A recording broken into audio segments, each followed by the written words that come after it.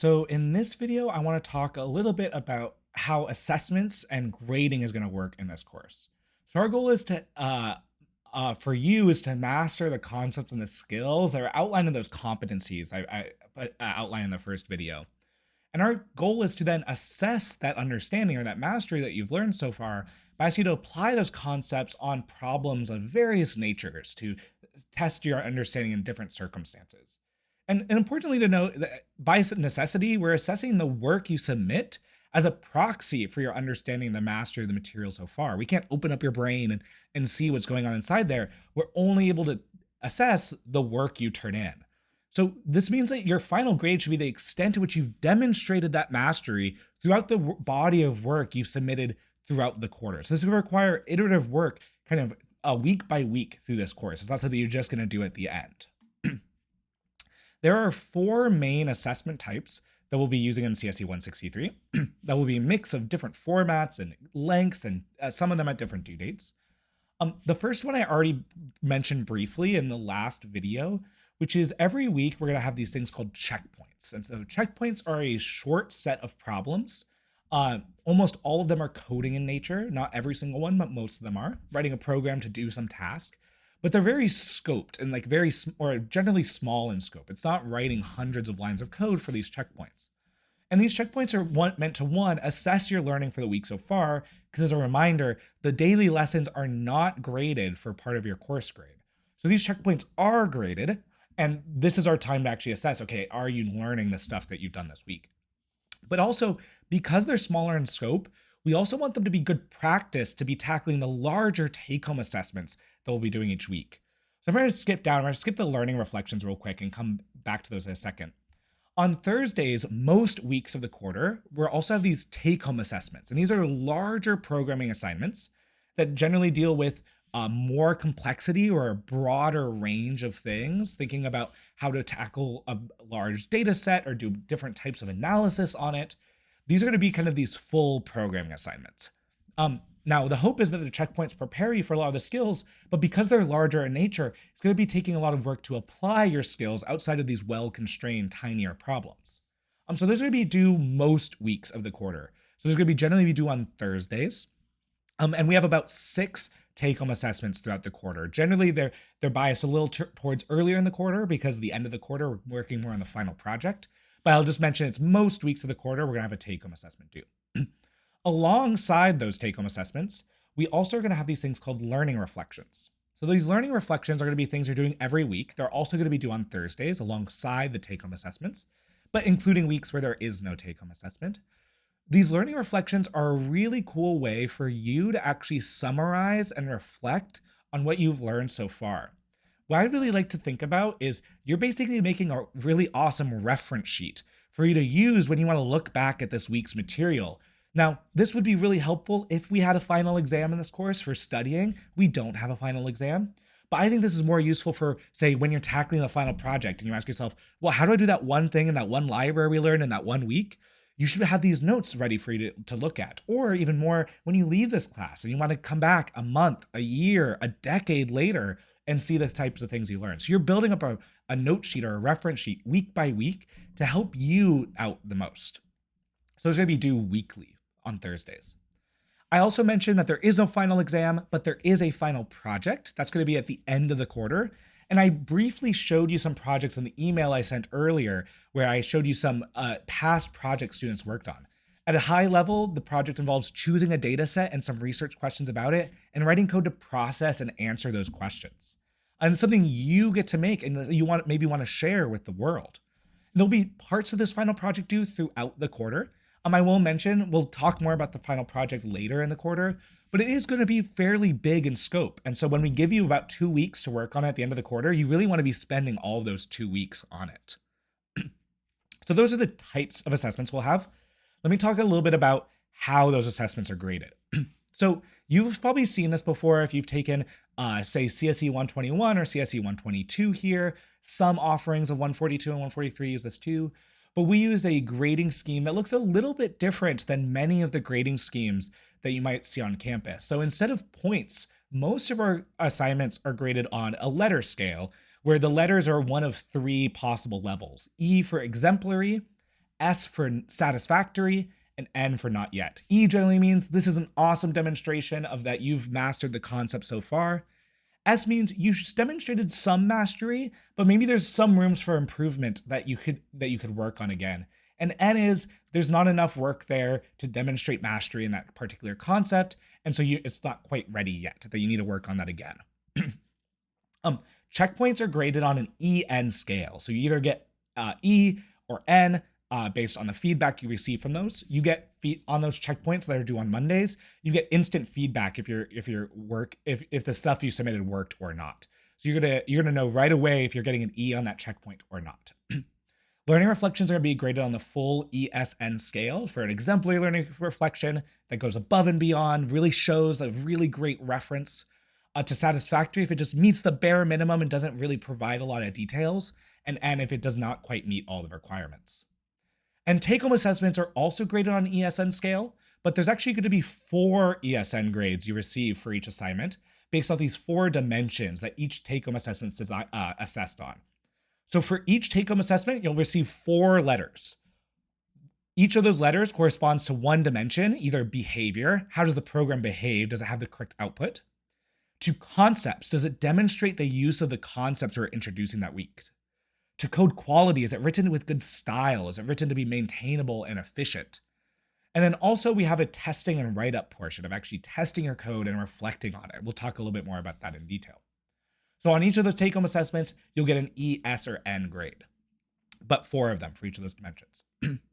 And the final project, we do use a point system for, so we'll go back to points for just the final project, where all the final projects will be graded out of 8 points. And we'll talk a little bit more about how that project's graded as we get closer to the end of the quarter. So a lot of students ask, how do course grades work? Well, we take all of these E's, S's, and N's that you received in these various categories, and we outline in the syllabus how those get mapped to a final grade.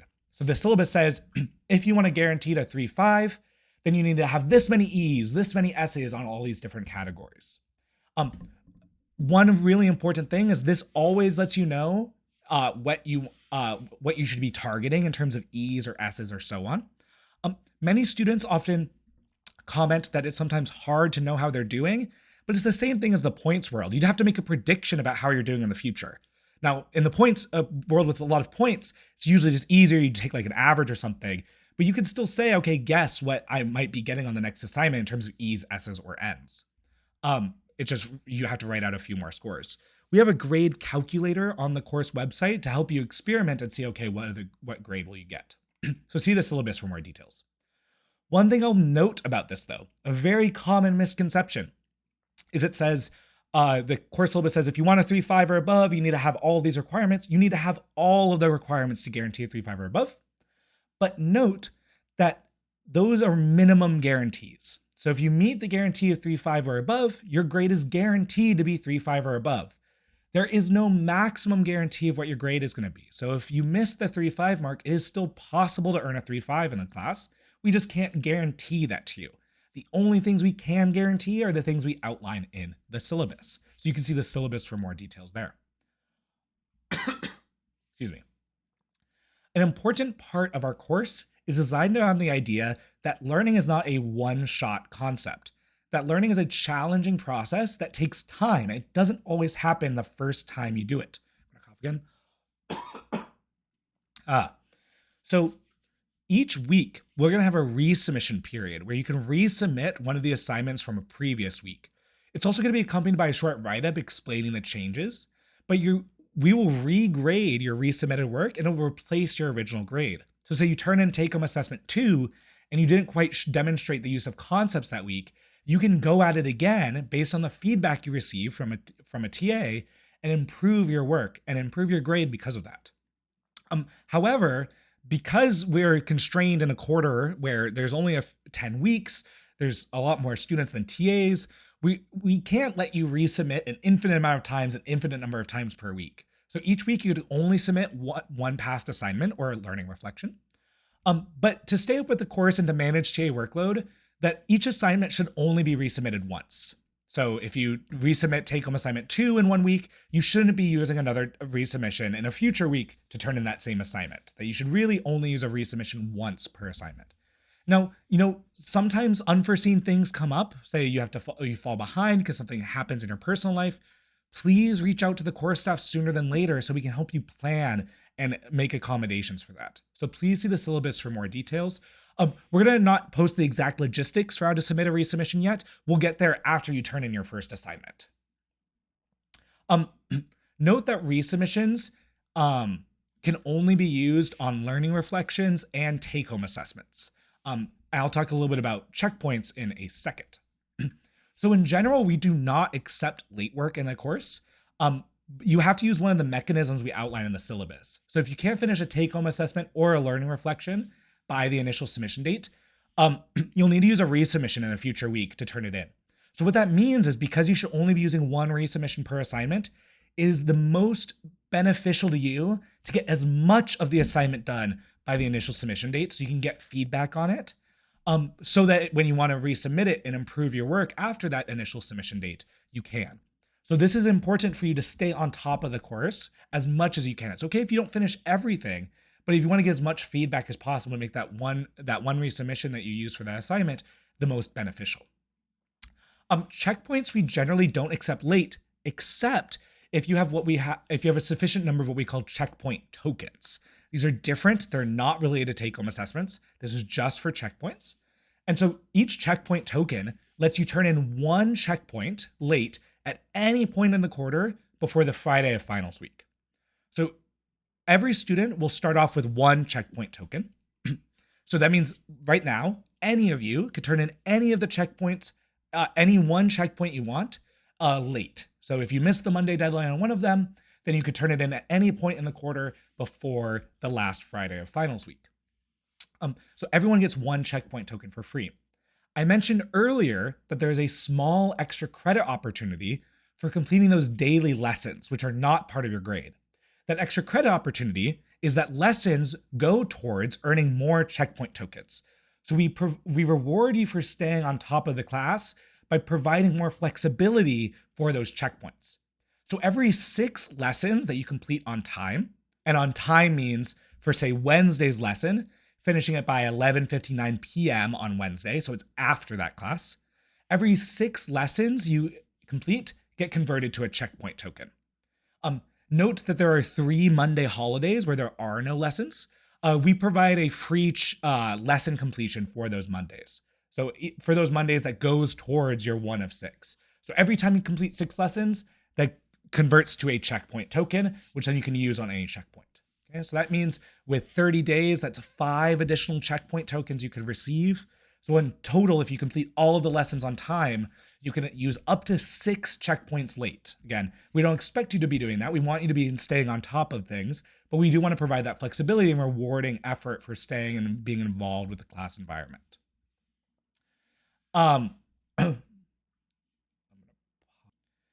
Sorry, I just had to pause the video for a quick cough. So we want to talk about collaboration. So we encourage you to form study groups. I should have changed this. We're not using Discord this quarter. We're going to be using this Ed discussion board, as well as there's also a chat feature in there that we'll talk about later. So we encourage you to work with your groups, and you're encouraged to discuss assessments and concepts at a high level. What this means is that all of the work you should submit should be your own. The code that you turn in should be code that you came up with. So generally, there is sometimes gray area in like what's sufficiently high level. One really good heuristic is if you have your code in front of you when you're talking to someone or you're looking at someone else's code, this is probably not high level because you're talking about specific code details. But it's totally fine to talk about general ideas for how to tackle problems or hints about how to solve a particular thing, but you don't generally want to share code with each other, either verbally or sending it to each other. If you discuss your ideas with others, you should be citing them.